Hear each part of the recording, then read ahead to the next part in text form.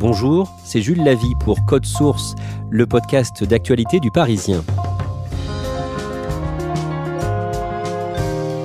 L'enlèvement de Mia, 8 ans, le mardi 13 avril dans les Vosges, a fait la une de l'actualité. Ce fait divers a montré les conséquences concrètes que peut avoir le complotisme. Face aux enquêteurs, les suspects se sont présentés, je cite, comme des dissidents à un système barbare.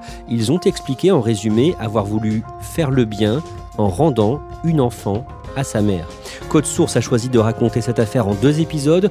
Le premier, aujourd'hui, consacré à l'enlèvement proprement dit, avec Doris Henry, correspondante du Parisien dans les Vosges, et Ronan Folgoas, de notre service police-justice. Le dimanche 18 avril, dans l'après-midi, le procureur de la République de Nancy refait le film de l'enlèvement de la petite Mia, retrouvée saine et sauve quelques heures plus tôt, le matin même. C'est vers 10h45 qu'elles ont été retrouvées et qu'il n'y a pas de difficulté quant à l'état de santé de cette petite fille. On va raconter ce kidnapping, mais avant d'aller plus loin, Doris Henry, qui est la mère de Mia, Lola Montemaggi. Lola Montemaggi, c'est une jeune femme de 28 ans. Elle a 20 ans quand elle a son premier enfant, donc Mia. Elle l'accouche à Montélimar, là où elle habite avec son compagnon et où sa belle famille est implantée. Ronan Folgoas, les grands-parents paternels de Mia, d'un mot, qu'est-ce qu'ils disent de Lola ? Dans l'interview qu'ils ont accordée aux Parisiens, les grands-parents paternels expliquent que très vite, ils ont eu la charge de l'enfant. Ils se sont occupés de Mia tout simplement parce que les parents n'étaient pas en mesure de le faire, notamment pour des raisons financières. Si bien qu'ils ont élevé, d'après leur récit, ils ont élevé Mia de sa naissance jusqu'à ses 5 ans. Doris Henry, à cette époque, où vit Lola et que fait-elle dans la vie ? Elle habite dans les Vosges, dans un petit village qui s'appelle Vannémont, c'est à côté des Poulières, c'est à une dizaine de minutes des Poulières, donc toujours dans le secteur de Bruyères. Elle vit de petits boulots, elle fait des extras, notamment dans les campings du coin qui sont ouverts en haute saison, on va dire de mars à octobre. Elle fait du nettoyage, elle fait de la restauration, elle a aussi travaillé comme serveuse au casino de Gérardmer. En 2018, elle participe au mouvement des Gilets jaunes et ça va la marquer. Oui, alors elle participe dès le début à ce mouvement des Gilets jaunes, dès les premières manifestations et surtout elle va participer tous les samedis aux manifestations, même quand le mouvement perd de son souffle. C'est quelqu'un d'assez rebelle, avec une attitude antisociale. Elle supporte pas l'autorité, qu'elle soit administrative, éducative et judiciaire. Et ce côté rebelle, elle le retrouve dans le mouvement des Gilets jaunes. À ce moment-là, elle va beaucoup regarder de vidéos sur Internet, s'imprégner de théories plus ou moins complotistes, des vidéos qui vont aussi la conduire à s'affamer.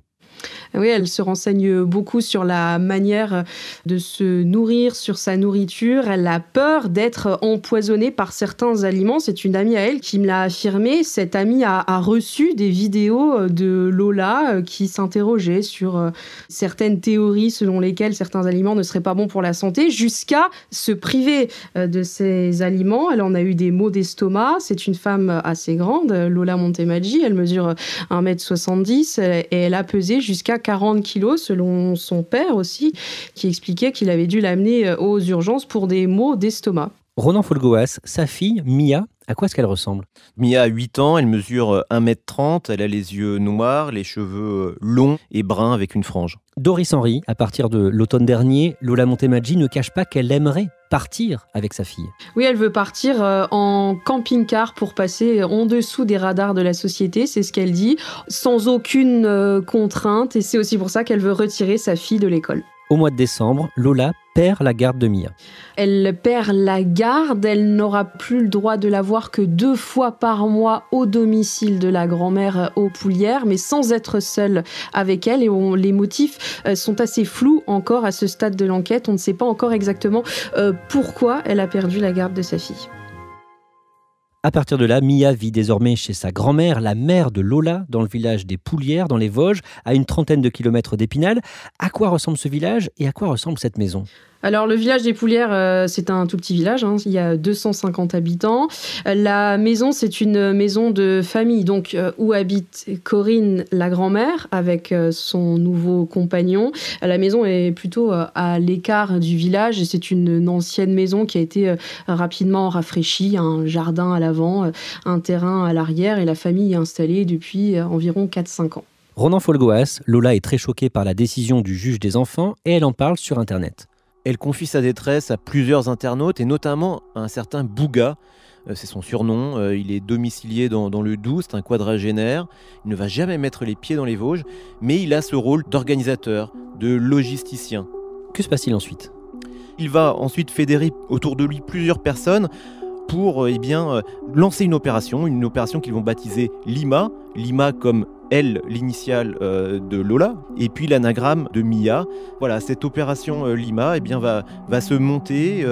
Rapidement, il va trouver 3-4 personnes autour de lui, et puis ensuite les choses vont s'organiser plus précisément. Qu'est-ce qui motive ces hommes d'abord ? Alors, ils sont réunis autour d'un ensemble de combats, de causes comme ça qu'ils veulent défendre. Et parmi ces causes, il y a le placement abusif des enfants. Ça participe d'une idéologie anti-étatique selon laquelle plusieurs milliers d'enfants en France seraient retirés de la garde de leurs parents pour des raisons abusives. Et donc, ils se lancent dans cette mission de restituer ces enfants placés à leurs parents. Quels sont leurs profils ? Alors, c'est très hétéroclite. Parmi les hommes qui ont été identifiés par les enquêteurs, on trouve un jeune de 23 ans, domicilié en Seine-et-Marne, qui vit chez ses parents, bénéficiaire de l'allocation adulte handicapé. Il y a aussi un pianiste, intermittent du spectacle, qui joue régulièrement dans un restaurant à Place du Tertre à Paris. Et on trouve aussi 2 sexagénaires, un dirigeant d'entreprise et un homme sans emploi avec des troubles psychologiques. Et ils vont trouver de l'argent pour mener à bien cette opération Lima. Effectivement, un budget de 3 000 € va leur être alloué. On ne sait pas très bien à ce stade de quelle manière, d'où vient exactement l'argent, mais cette somme va leur permettre de se procurer des talkie-walkie, des téléphones, du matériel de camping, tout un attirail pour mener à bien cette opération. Que se passe-t-il le mardi 13 avril ? Alors le 13 avril au matin, 3 hommes prennent la route des Poulières et ils se présentent au domicile de la grand-mère de Mia. Il y a un chauffeur qui s'appelle Bruno. Et puis, il y a Pichoun, le pianiste. Il est accompagné d'un certain Basile. Et Pichoun et Basile vont se présenter à la grand-mère comme étant des membres des services sociaux qui sont chargés de mener une visite inopinée au domicile pour vérifier que tout se passe bien pour Mia. Et suite à cette visite, ils doivent emmener Mia dans l'antenne locale des services sociaux pour mener un simple entretien. Et ils le disent tellement bien, avec des documents à l'appui, qui crédibilisent complètement leur discours. Ils le disent tellement bien que la grand-mère va y croire à ce discours. Et donc les 2 hommes conduisent la petite Mia jusqu'à un véhicule qui attendait devant. Oui, c'est un véhicule utilitaire, un transporteur de marque Volkswagen dont ils ont maquillé le logo. Ils l'ont remplacé par le logo de Renault et ils ont aussi maquillé les plaques d'immatriculation. Juste après, la grand-mère de Mia a un pressentiment. Elle a un doute et se demande si cette visite inopinée des services sociaux était au programme, était bien prévue. Et elle va passer un coup de téléphone pour vérifier. Et là, elle tombe évidemment des nues et on lui dit qu'il n'y a eu aucune visite des services sociaux officiels ce matin-là. La grand-mère a donc été victime d'un kidnapping et le soir, la justice lance une alerte enlèvement. Une alerte enlèvement a été déclenchée ce soir. C'est une fillette âgée de 8 ans qui a été enlevée ce matin. Très tôt, la mère de Mia est suspectée par la justice de cet enlèvement et c'est d'ailleurs ce qui est dit à demi-mot dès l'alerte. Oui, effectivement, la maman fait partie des personnes qui sont susceptibles de participer à cet enlèvement.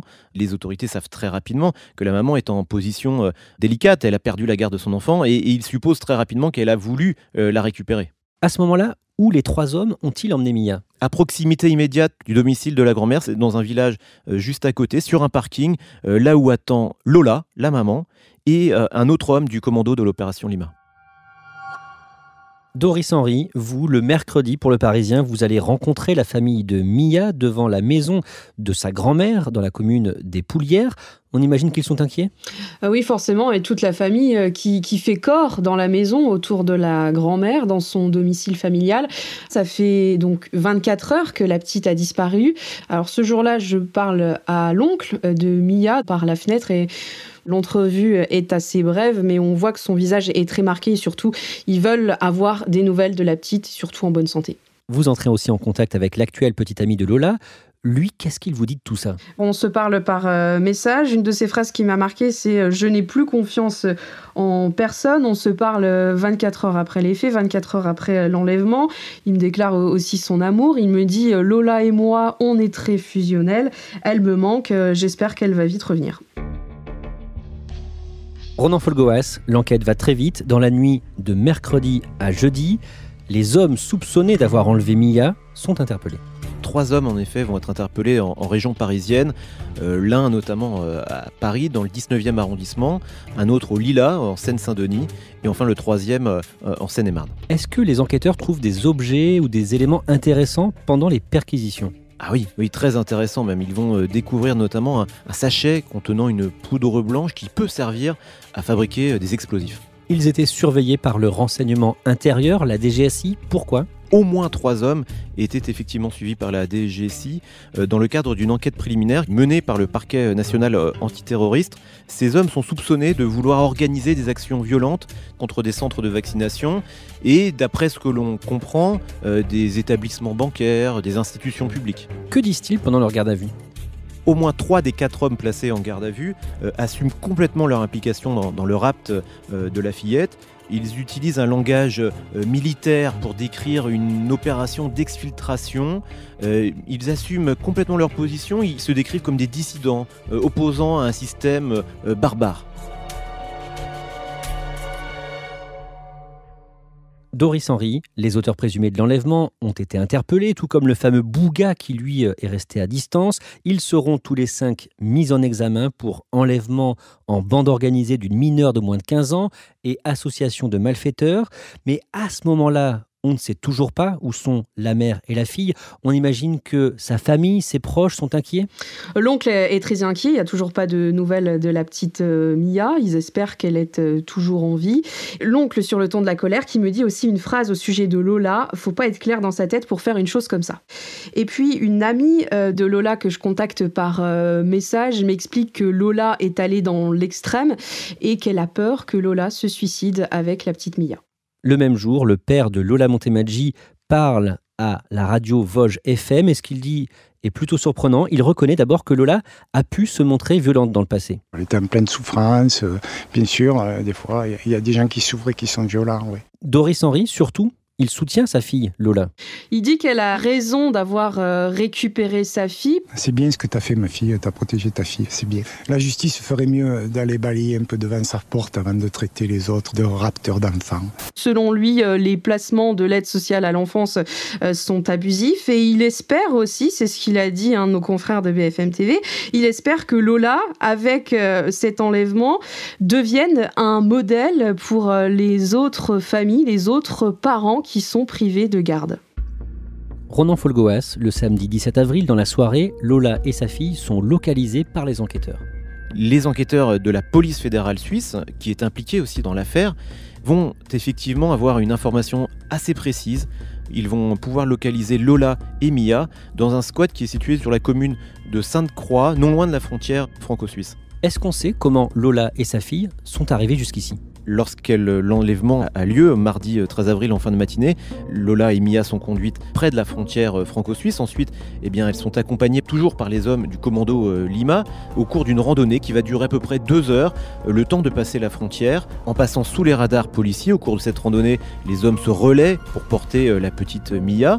Arrivé côté suisse, un Français domicilié en Suisse va prendre la mère et la fille en charge et les transporter à bord de sa Porsche Cayenne jusqu'à un hôtel situé dans le canton de Fribourg. Là, Lola et Mia vont passer leur première nuit. Ensuite, elles vont prendre un taxi pour rejoindre une personne sympathisante de leur cause qui va les héberger pendant une autre nuit à Neuchâtel. Cette personne va les conduire dans ce squat sur la commune de Sainte-Croix. Et ils interviennent le dimanche. En milieu de matinée, ils vont effectivement investir le squat. La maman va être placée immédiatement en garde à vue et la fille, Mia, est bien récupérée par les services d'enquête.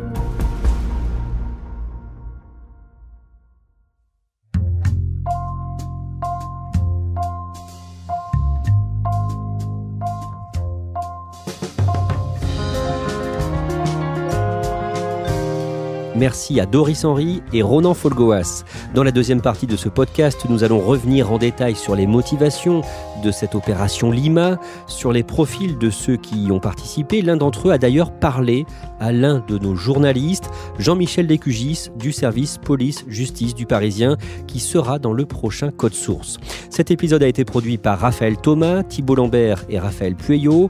Réalisation, Benoît Laure. N'hésitez pas à nous écrire, codesource@leparisien.fr, et si vous aimez Code Source, dites-le nous en laissant des petites étoiles ou un commentaire sur votre application préférée.